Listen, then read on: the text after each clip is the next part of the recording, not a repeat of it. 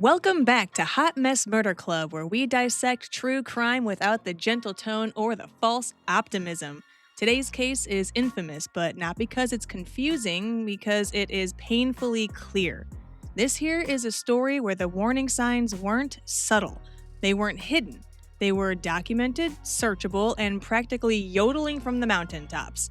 And still, this dude got close enough to almost destroy an entire family.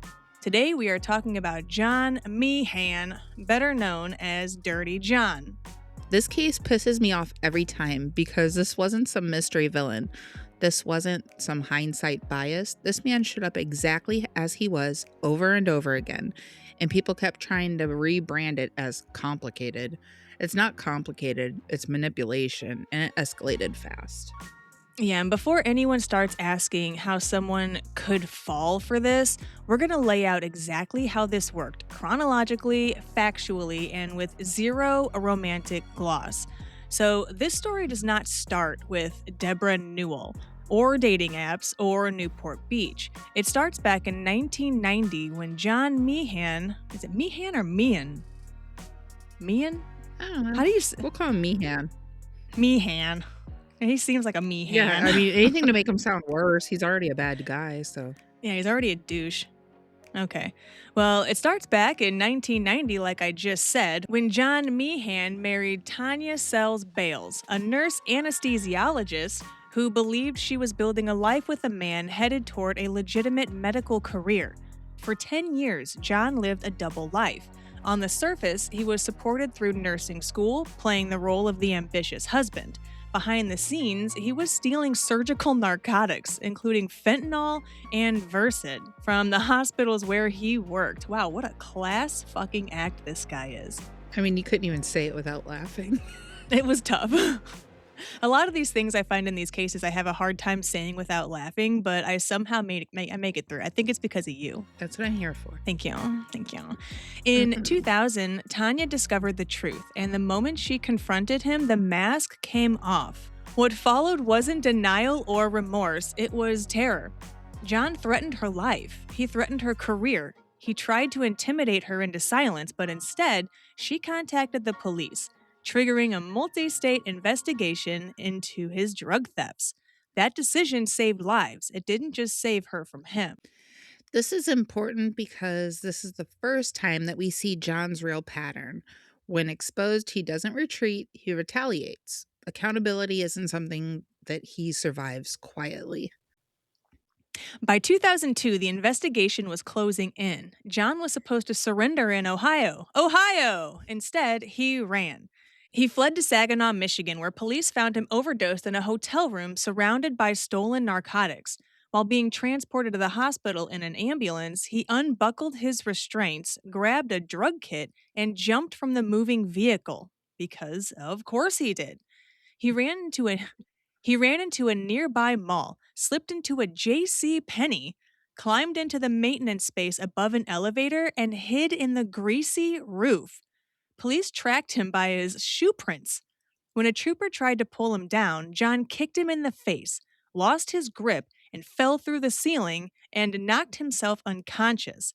And the arrest was finally made. But that is not panic. That is entitlement colliding with consequences and the ground, apparently. He was sentenced to prison in Michigan for drug possession and resisting arrest, ultimately serving 17 months. He was in the ceiling of a J.C. Penney. I wonder if my mom was there that day. She's a J.C. Penney fan. I could see that. Oh, yeah, she loves the pennies, she calls it. I remember when you used to tell me she used to like to go to the grocery store. She still says that. We both actually say that. She's got me on it now. Well, now it goes through my head every time I walk into a Kohl's. Thank you. You're welcome. You're not going to Kohl's. You're going to the Kohl's store. Thanks, Tammy. Does she listen? Yeah, she does, actually. I'll leave this in here for her. Hi, Tammy. I love you, Mom. Hi, Mama. After his release in 2004, John didn't change. He refined. Over the next decade, he moved between California, Ohio, and Arizona, perfecting this little dirty John persona. Wealthy, charming, a doctor, always a doctor. He targeted vulnerable women he met online, drained them financially, and stalked them when they tried to leave. And this wasn't dating, this was more like hunting. In October 2014, just 2 days after being released from jail for stalking another woman, John met Deborah Newell on a dating site for seniors. He presented himself as a heroic anesthesiologist who had worked with Doctors Without Borders. The lie landed because it always did. Can we just say, why does every red flag, like with these guys that try to lie about their professions, they're always either a doctor, in the military, or like on an oil rig or something. It's always like the same three professions. It does kind of seem that way. Yeah. Or like an It's architect. yeah, something really refined. Make them sound like they mean something. Yeah, and it's weird because a lot of those, I guess, professions, if somebody were to ask them a question about it, it's so easy to just bullshit your way through an answer because what I'll say regular people or people not in those high education fields have no idea what you're fucking saying anyway. So it's really easy to trick somebody. Oh, I'm a doctor. Oh, really? So what did you do today? Well, I had to take this medical term, surgery term, blah, blah, blah, blah. And what are you really going to say about it? Oh, wow, that sounds complicated. Cool. That's what I would say. Cool. You would, you prick. No, I'd be pulling up Google, honestly, and like fact checking because that's me. And everybody that knows me knows that I have to Google everything. So, yeah, I'd be Googling it and then being like, actually, you can't do that with that tool. And if you can't find it on Google, you call me to see if I can fucking find it on Google. And if I can't find it on Google, it doesn't exist. That was It was one yesterday. time. I know. And you failed. You didn't find anything I couldn't find. Listen, listen. The information that I was given to search came from a 4-year-old. Okay? He's I think 5. well, He then is he needs to 5. really step up his game. Is he The listening to poor this? kid was traumatized by what he saw, and he's trying to explain to you, and you were telling him, "Do better. Tell me better." He did the best he could. Well, how do you think he's going to get better at anything if he's not told to just try and do a little better? I can't work like this, Holly. I need more details. Let's continue our story. Let's continue. Had to get back into my zone. So after hiding in ceilings, stealing hospital narcotics, threatening his ex-wife, violating restraining orders, and cycling through women like disposable charging cables, John Meehan resurfaces in October of 2014. Not with remorse or growth, but with a shiny new dating profile. He meets Deborah Newell online, successful interior designer, Newport Beach, financially stable, independent, and emotionally open. Basically, it's a scammer's PowerPoint presentation titled Target Audience. Deborah wasn't desperate, though. She wasn't naive at all. She was in her 50s, divorced, and finally dating for herself instead of for survival. And this is important to understand because people love to rewrite the story like she was flailing through life and desperately seeking a partner. She absolutely wasn't. She was just a human looking for a human connection. Their first date goes exactly the way these stories always do. It's an expensive restaurant, he's attentive without being obvious about it, he listens just enough to mirror her back to herself.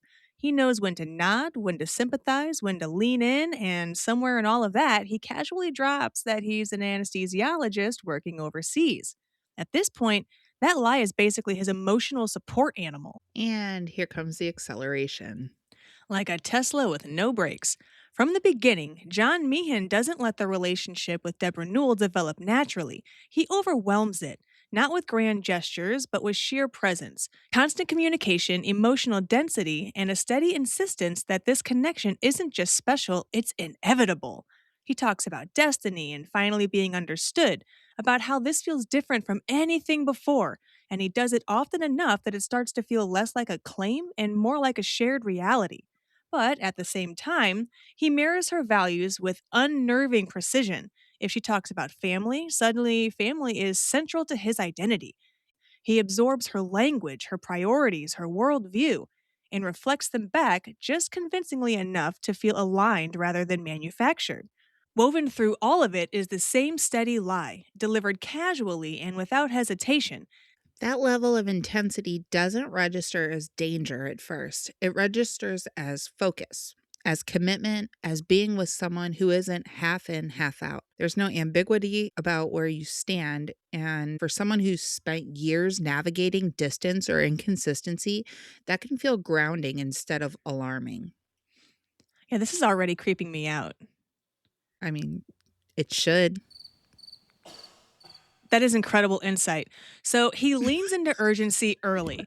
Life is short. I hate you. He leans into urgency early. Life is short. Why wait? Why hesitate? Caution becomes fear. Boundaries become baggage left over from people who didn't choose you fully. And when Deborah pauses, when she says this feels fast, he doesn't argue. He reframes. Speed becomes sincerity. Momentum becomes proof. Two people finally finding each other after years of disappointment. So why slow that down? That's how the first major decision lands. In November 2014, just 5 weeks into their relationship, Deborah and John move into a waterfront home on Balboa Island. It happens quickly, quietly, and with very little outside input. Deborah doesn't tell her kids right away, not because she doesn't love them, but because she already knows what they're going to say. She knows they're going to tell her she's moving way too fast, and she isn't ready to hear that yet. So the move stays contained, tucked away from scrutiny before it can become a debate. That kind of secrecy doesn't come from confidence. It comes from preemptive defense. When you start managing information instead of sharing it, it's usually because some part of you already knows that the reaction won't be supportive. Yeah, if you're doing something where you already know that like people aren't going to support you in doing it, I don't know. I think that just in itself is a huge red flag. But I know that we've all, including ourselves, have Mhm. definitely ignored red flags like that before. Absolutely. Still do sometimes. Yeah. Oh, yeah. Fuck a red flag. I'm a bull in a china shop. Anyway, so the day before Thanksgiving, Tara Newell finds out they're living together. Now, Tara is Deborah's daughter. So she finds out they're living together, and the confrontation is explosive. This isn't a gentle conversation about pacing, it's a full blown argument. And John inserts himself directly into it.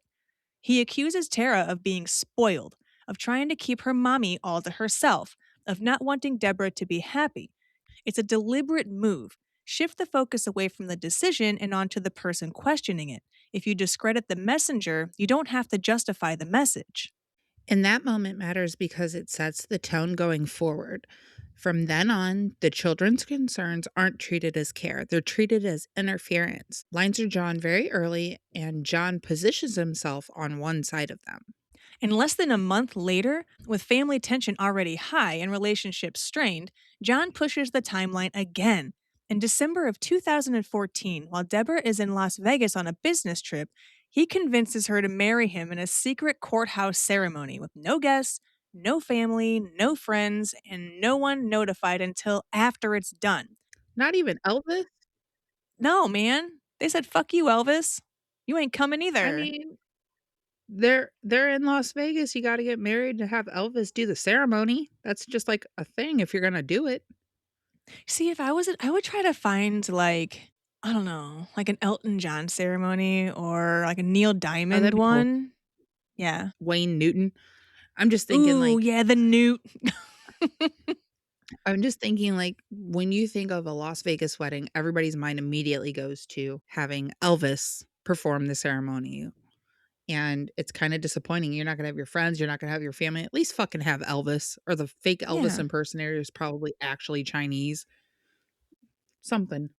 Well, you know, actually would be kind of cool. We should open up like a wedding venue in Las Vegas, but it's like the 90s and early 2000s boy bands. Like you can have a Backstreet wedding or you can have a Oh, that'd be NSYNC fun. wedding. Yeah. Yeah, how are we gonna fund this venture? We're going to have to be all of the parts. So we're gonna have to be the officiants, we're gonna have to be the bands, we're gonna have to be everything. I don't think I'm cute enough to pull off, like, a Nick Carter here. No, you can be Howie. Nobody wants to be a Howie. Fuck, poor Howie. Do you want to be Howie? No, nobody ever is proud to be a fucking Howie. Howie. No. But you're putting that off on me, and I'm supposed to be your best friend. That's just fucking rude. It's not rude. You said that you weren't cute enough, and I said, "Well, then you can be Howie." That was your own self-projection. Okay, me saying I'm not cute enough to pull off a Nick Carter, you could have, like, come back with that and be like, "Yeah, but you could have been, like, a Lance Bass." How about AJ?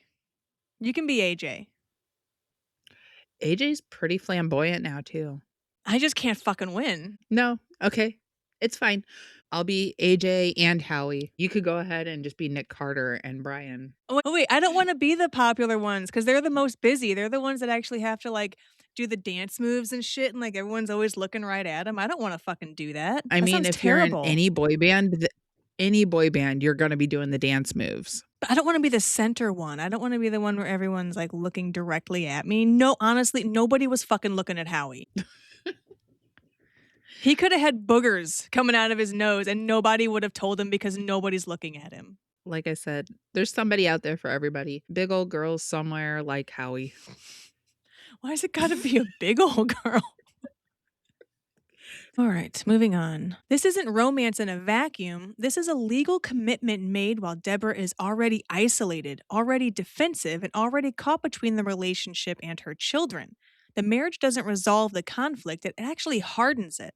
Because once that step is taken, disagreement stops being hypothetical. It's no longer about whether the relationship makes any sense. It's about whether you're willing to admit that you've made a mistake that can't be quietly undone. Yeah, and that's when the daughters really start paying attention, not emotionally, not reactively, but analytically. John's stories don't hold up, details shift, timelines blur, and credentials they never quite land where they should. He manages conversations instead of participating in them, redirecting questions and deciding when topics are over, controlling the flow without ever raising his voice. So they do what he never anticipates. They check. They actually fucking Google him.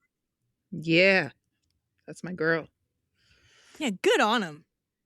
Google is there for a reason. Fuck this dude. After they Google him, what comes back isn't ambiguous. It's arrests, it's prison time, drug theft, restraining orders, and women warning other women to stay away from him. And when they bring this information to their mom, they do it carefully with documentation trying to protect her. They're not trying to humiliate her. And John doesn't engage with the facts. Motives are questioned, loyalty becomes the issue. Concern is painted as betrayal, and Deborah doesn't immediately reject what her daughters show her. What she does is she hesitates. Because by this point, walking away wouldn't just mean ending a relationship. It would mean admitting that with the speed, the move, the marriage, all of it, it might have been a mistake. That's a hard reality to face when there's just so much that's already been rearranged around just one person. Yeah, and that hesitation is all John needs. He doesn't need Deborah to believe he's innocent, he just needs time. Because once the relationship is moving this fast, once these decisions stack on top of each other, stopping feels harder than continuing. And that is when the real control begins. By the time John is fully embedded in Deborah's life, the control doesn't arrive loudly. It arrives disguised as routine. Every morning, he puts on the same faded medical scrubs and leaves the house. He comes home talking about his long shifts, his demanding surgeries, exhaustion framed as a sacrifice. It's a performance built to shut down questions before they even surface. The scrubs aren't about work, they're about credibility. When someone looks the part every single day, you stop interrogating the story behind it. From Deborah's perspective, this looks like a husband with a demanding career. From the outside, it's just another layer of insulation between her and the truth. Inside the house, he tightens that illusion with surveillance. Cameras go up fucking everywhere, and he sells them as protection. He starts driving her to her job sites, sitting in on medical appointments, managing her movements under the banner of care. What it really does is it eliminates privacy completely. Wow. And it happens slowly enough that it doesn't feel like a switch being flipped. It feels like accommodation, like adjusting to marriage, like compromise, until suddenly there's just no part of her life that he isn't involved in. Ah, that's gross. Yeah, it's very unhealthy. I wonder if she could feel like the walls closing in on her. I mean, I know I would if my husband was just like hovering over me all the time and Yeah, like making sure he's, implemented in every fucking thing I do. No, yeah. It's suffocating. it is suffocating. That's a very good word for it. It is suffocating. But at the time, his narrative about Deborah's family curdles. He tells her her children are toxic, that they don't want her to be happy, that they're only interested in her money. The people asking the most reasonable questions become the villains in his version of events. Then he lets the mask slip just enough to remind everyone what he's capable of. He tells her nephew Shad that he could take Jacqueline out at 50 yards. Who's Jacqueline? Who's Shad? Shad's just, Shad's her nephew. well, I know, but these people just came out of the fucking blue. Hold on, let me look and see who Jacqueline is real quick. A few moments later. Okay, so Jacqueline is the oldest daughter of Deborah. What? I should have specified that.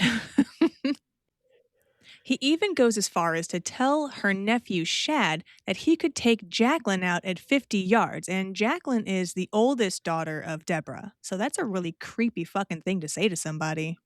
Yeah, especially because it wasn't said in a moment of rage. That's said to establish dominance. It's meant to linger, to make people feel kind of uneasy, and to remind them that he's willing to think about violence even if it doesn't act on it Yet, yet. while John is isolating Deborah, her daughters and Shad are doing the opposite. They stop trying to reason with him and start verifying him. Quietly, methodically, they hire a private investigator. Good on you. I was gonna say good for them. Yeah, good for them. I wish I had private investigator money. I'd be looking at so many people. I mean, You got nothing else to do with your time. I'm just so nosy. That's how we got into this. It's true. I gotta know everybody's fucking business. And then you have to tell everybody in the world about it. That's why we're here. Welcome to my podcast. Wait till it starts turning personal. It already has. Anyways, so they hire the private investigator, and what comes back isn't exactly a gray area. It's prior prison sentences, dozens of restraining orders from other women, a documented history of fraud, stalking, and intimidation. This isn't one bad relationship, it's a pattern that stretches back years. And when Shad brings that information to Deborah, it doesn't immediately break the spell.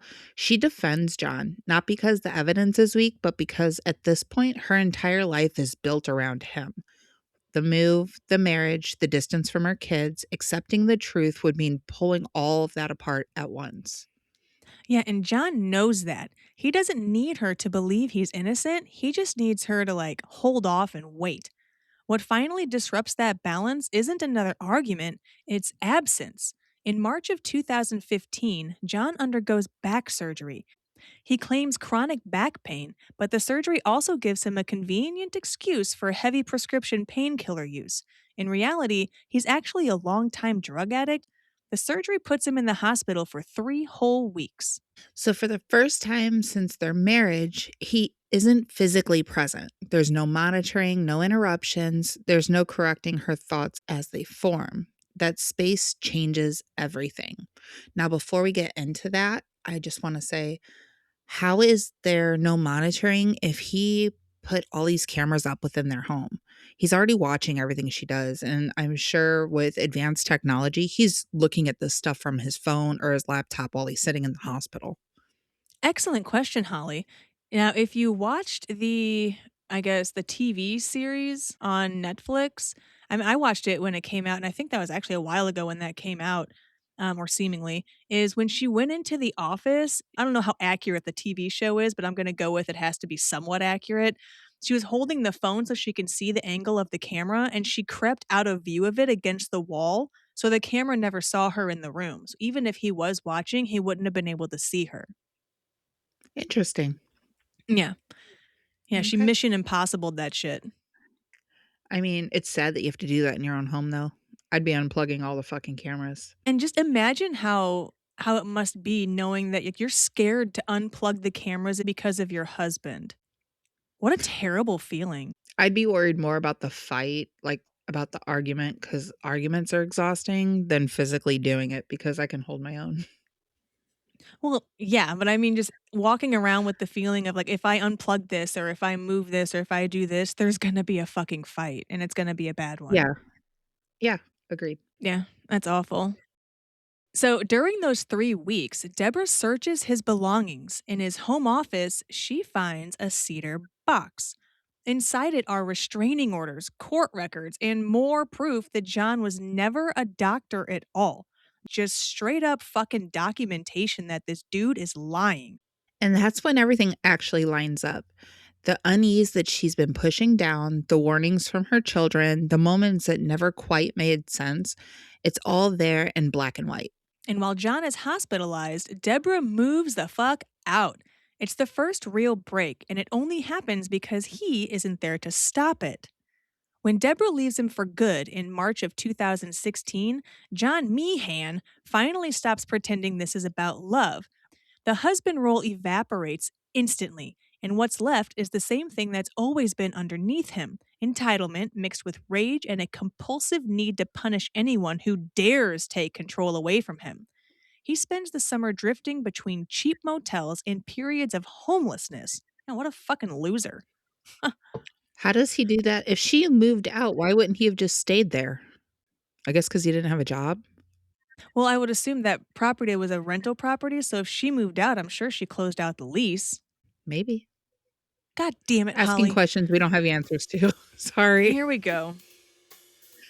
That's what happens when you don't read the whole script beforehand. Or when I don't think about these questions until you're on the fucking line with me. Why didn't John just stay in the fucking beach house? Well, that's what I'm assuming because they rented that place in her name. So if she moved out and left, she had to. I'm just going to go with that. That she just closed the lease out and he had nowhere to go. Okay. And he was just cool with it. That's fine. Well, he wasn't there.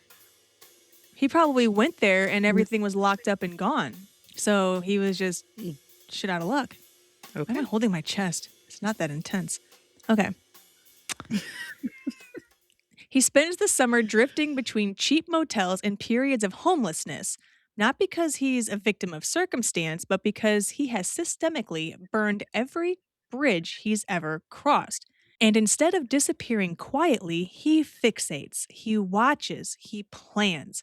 Every waking thought centers on how to reach the Newells and remind them that he still wants power over their lives.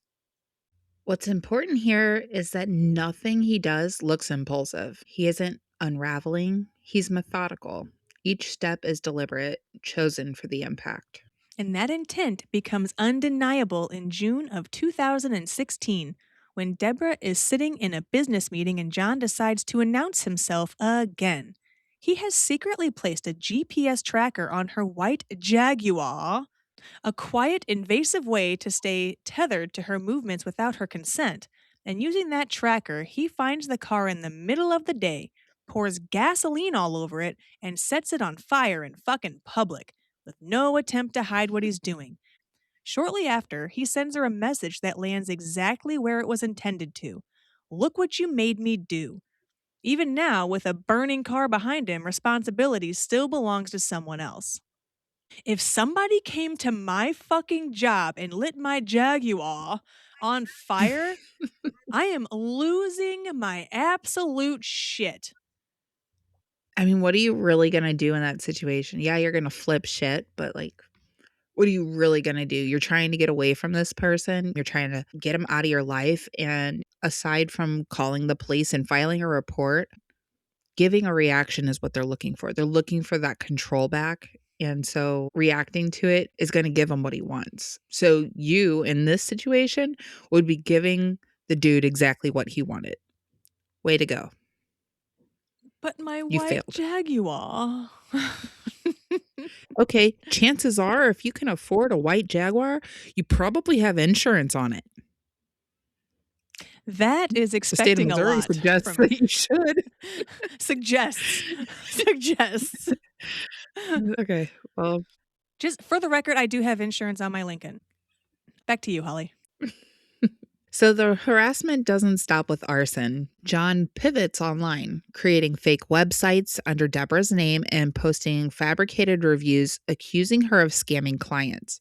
He emails intimate, private photos of her interior design clients and to her children, attempting to humiliate her back into submission. If he can't control her directly, he'll poison everything else around her. That's gross. I think it's important to mention that all of these attacks were reported to the authorities. What gets lost sometimes is that Deborah didn't just run and hide and hope for the best. She puts together a very detailed report, 319 pages, front and back. Arrests, restraining orders, documentation, timelines, everything laid out cleanly and clearly. This wasn't panic, this was actually preparation. I wish that she would have taken all of that documentation that she had seen before. I know it was difficult for her because she was already so deep into this relationship, but it's like now you're just putting this stuff together and trying to do something with it. Like you knew all of this already. Like, maybe she just had that mentality that a lot of victims do where it's like, well, he's not going to do that to me. Yeah, I mean, love blind and the risk of feeling humiliated after making all these choices so quickly, it's really hard to admit, hey, shit, I was wrong. And now that she sees and this is actually happening to her, she's using all that evidence to report him the way she was supposed to in the first place. Yeah, I mean, I guess in our seats, it's pretty easy to say, well, why didn't she just listen to her kids? But at the same time, yeah, she was being love bombed and manipulated and sucked so far into this relationship that she probably just didn't want to be embarrassed and she, just wanted somebody so badly and this guy was treating her well. So I mean, she didn't realize what he was doing. So I don't know. It's kind of fucky the whole situation. Fucky. Yes, the situation is fucky. Okay. And she didn't take all of this information to just one place. She went to 4 different police stations across multiple jurisdictions trying to get someone to take her seriously. And every time, she was told the same thing in different packaging. It's a civil matter. Well, you're married. There's not enough evidence yet. Come back when something actually happens. I fucking hate that one. We can't do anything because nothing's happened. It's not enough evidence for the police. They're not satisfied. They want something more. I don't like that.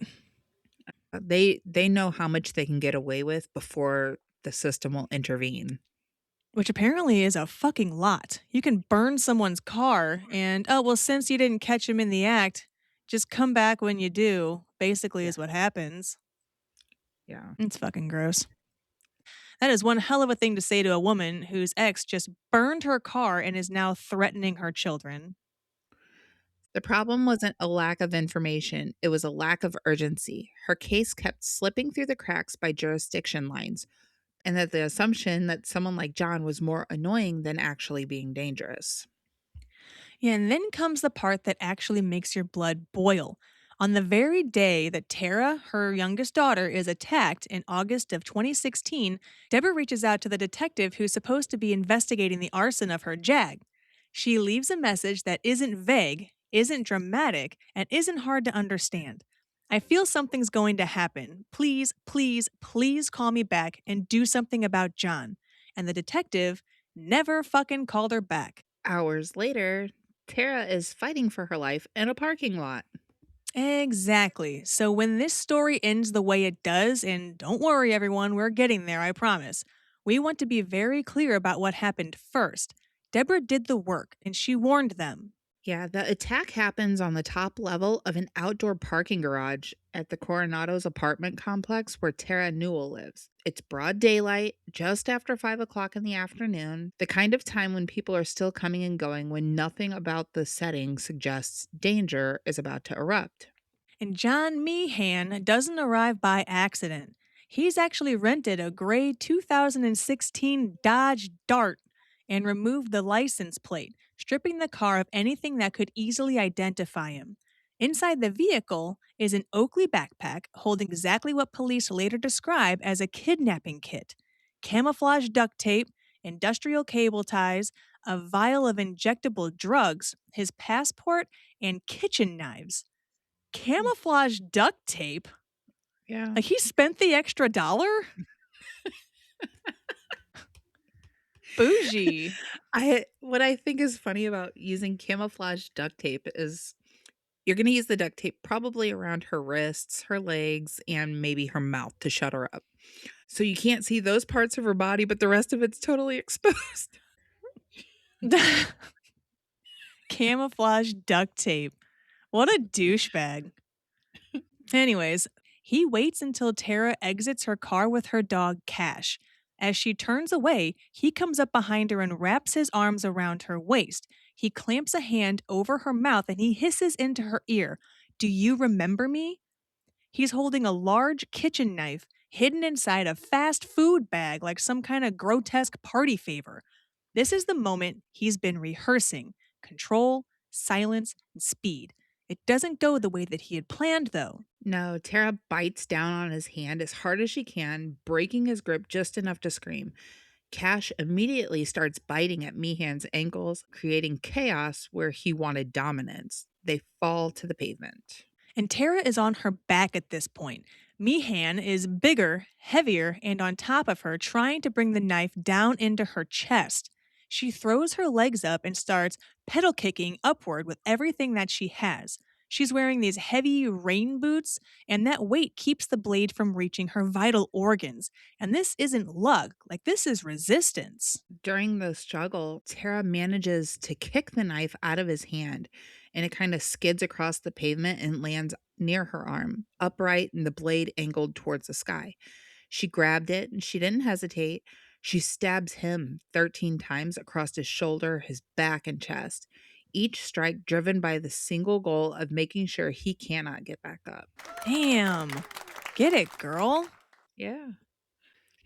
The final blow goes through his eye socket and into his brain.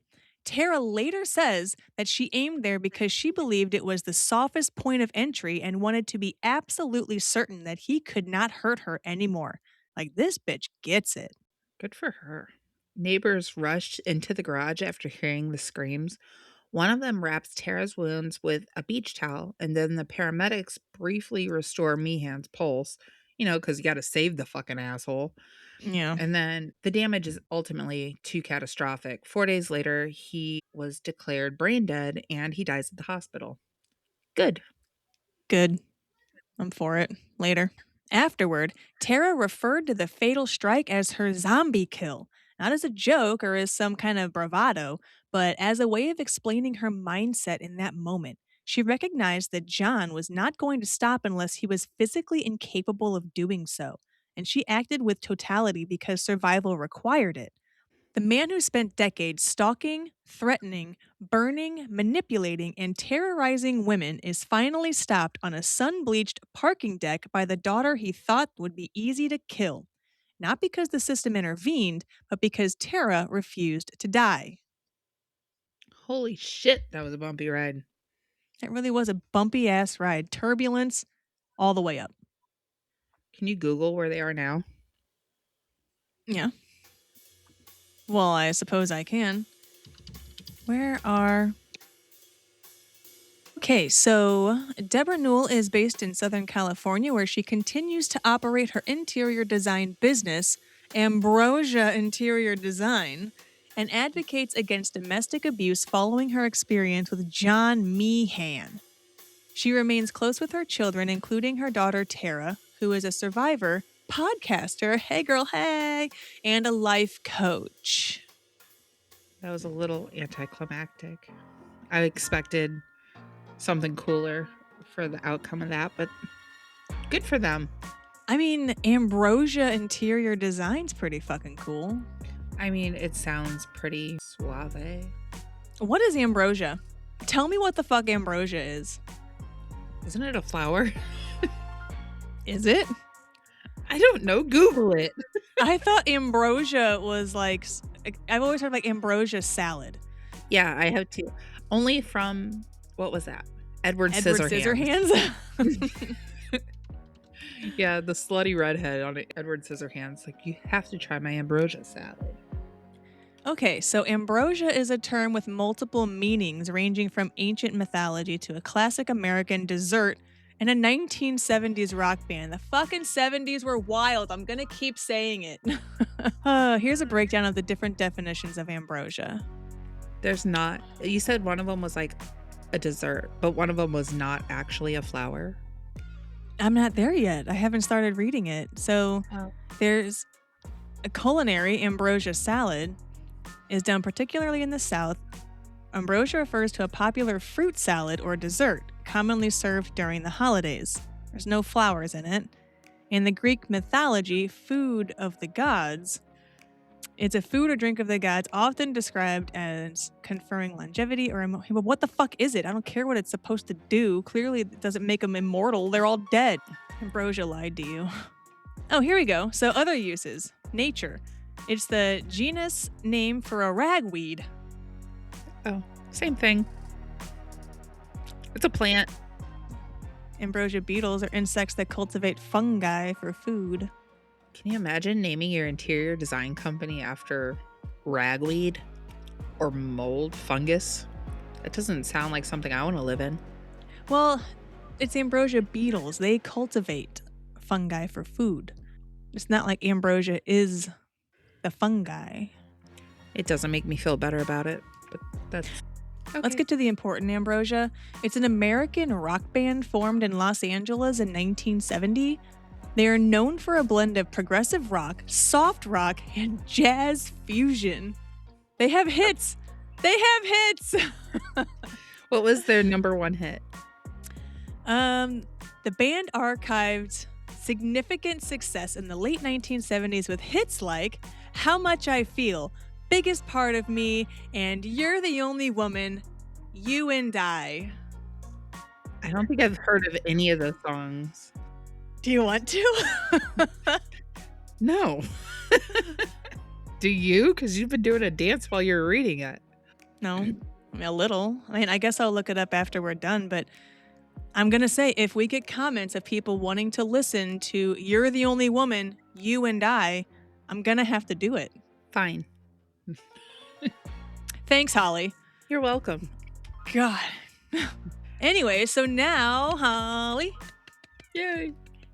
Now it's time for my favorite part of our episode, and you'll be happy to fucking know that after last time of your huffing and fucking puffing, I switched back Why This Case is a Hot Mess to the original for the most part. And for this case in particular, because of last time, I've shortened it. There's only going to be 3 points today. Well, now I'm sad. I can't fucking deal with this right now, Holly. You're either going to do this the way that I have it. I'm going to do it the way that you have it, but I'm not happy about it. I'm sad that you decided to change it yet again. I don't know what to do with you right now. I've even shortened it for you. Okay. All right, point number 1. Years of arrest, restraining orders, and escalating threats existed in writing and were never handled as a growing risk. Number 2. Escalation was recorded instead of interrupted. Tracking, arson, threats, and stalking were acknowledged but allowed to continue. And number 3. Because protection failed before prevention ever showed up. The threat ended only when the attacker was physically stopped. Go ahead, Holly. Take it away. This case is a mess because the burden of stopping violence kept shifting away from the people with authority and onto the people in danger. The evidence was there, the pattern was clear, and the escalation was obvious, but no one stepped in early enough to interrupt it. Tara didn't survive because the system worked. She survived because she was forced to act when every other safeguard had already failed. That failure isn't personal, it's institutional. That's right. That's it. That's the case. Nothing about the ending was surprising, only that it took this long of a timeline to get there. Damn Skippy, Holly. Damn Skippy. And don't, come on. Can I not just say damn Skippy without you giving me a fucking look? I'm judging you. I'll keep the looks to myself, but I'm judging. Why? What's wrong with damn Skippy? I don't know. Is this 1990? Yeah, I wish. What a good time. We were 5. And I was having a great time. I didn't have fucking Ameren bills to pay. Oh, fuck. And make sure you subscribe, follow, share Hot Mess Murder Club just about any damn place you get your podcast nowadays. Boop that button. It is not hard to subscribe and follow. And you know what? We fucking love you for it. Every Monday we drop full episodes where the facts are ugly, the people are worse, and we don't soften a single goddamn thing. And don't forget about Case Cleanup, our mentally unwell little sister show that lives exclusively on YouTube. Those episodes drop whenever we have the fucking time, so hit that alert bell so you don't miss out on those little gemstones. And remember, if you're being asked to wait for proof, you're being asked to wait for damage. And that's it. We're done here, Holly. Get the fuck out of my house. Goodbye. Taco. Say bye, Kiki.